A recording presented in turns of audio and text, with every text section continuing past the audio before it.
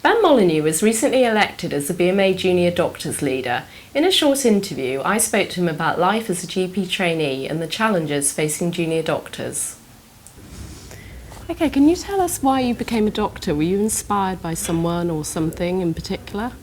It's a slightly embarrassing story in that as a child I loved Casualty, and I grew up in a household where it was on religiously every Saturday night, and I can't actually remember the moment where Casualty turned into a reality for me, but it was about the age of 10 I decided I think I should be doing that. So it was really cheesy, and it's kind of evolved since then, but I think that's probably where it started.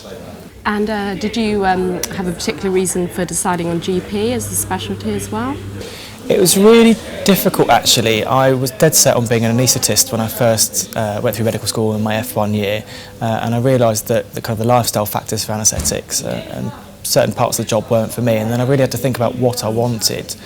And the careers advisors I had were really helpful actually, and they sat down and what is it about anaesthetics you really like, and it was I get to see a bit of everything, you're involved with every aspect of patient lives, and so I thought, well actually GP actually fits in with that a lot better than anaesthetics does for me, and I'm really pleased I made that choice. And why did you become involved with the BMA? Was there something locally that inspired you to take part in the work in the local area? Kind of fluidly actually. It was a case of there were a couple of issues in my local trust at the time, and I started trying to deal with them myself, but as an F1 at the time there's only so much you can do to apply pressure to medical staffing, for example, and it was at that point I got in touch with the local industrial relations officer, and suddenly those issues that had been going on for weeks and months got resolved in a couple of days, and it was fantastic. I suddenly thought, hang on, this is much more effective in a group than it is on my own. What are my options here? And she suggested coming along to the Regional Junior Doctors Committee meeting that was happening a couple of weeks after that. So I turned up, mainly for free sandwiches, I have to say, to start with, but it was really interesting. There's a lot of issues there, and it was really nice to be able to have a voice. I'm one of those people that's a bit loud and a bit outspoken sometimes, and like a lot of us do, we moan about things that aren't working, but we don't do much about it, and this seemed to me a real opportunity to actually change something, have your voice heard rather than just moaning. So from there it's kind of gone on and on and on, and here I am now. And was there a particular example of something that you achieved sort of locally in your BMA work that particularly inspired you to move on? Yeah, I mean, it was those fairly small early successes that really were a bit of a catalyst for me. So I started my F1 year just after free F1 accommodation was removed, and a lot of my colleagues were still staying in accommodation. It was costing a lot of money. I looked through our contracts, and actually it said that we were entitled to free accommodation still in our contract.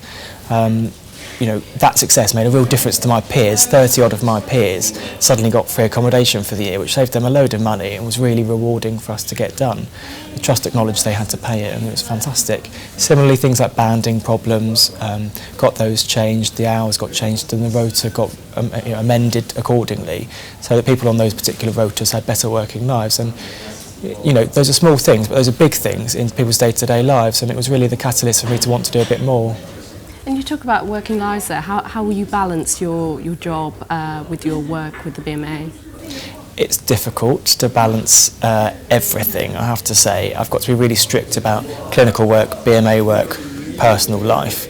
It's difficult because sometimes they do encroach on one another, and I'm hoping to defeat the history of JDC chairs failing their exams.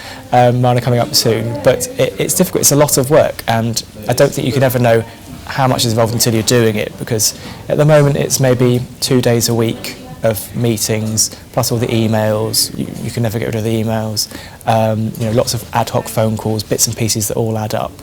So I'm quite lucky in that the deanery have extended my training, so every day that I'm missing I'm getting a day added on the end, and at some point I'll have to start catching up with myself, because at the moment the extension is going quicker than I'm catching up, but I think I've got the balance right, but it's challenging but rewarding.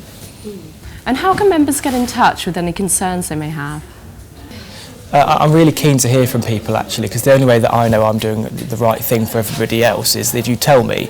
So I'm on Twitter, Dr. Ben Molyneux. You can email me, apparently it's coming up on the screen right now, and you can contact us in all the usual ways, whether your regional committees, but I'd really like to hear from you. Email's the easiest one, and hopefully I can answer your questions.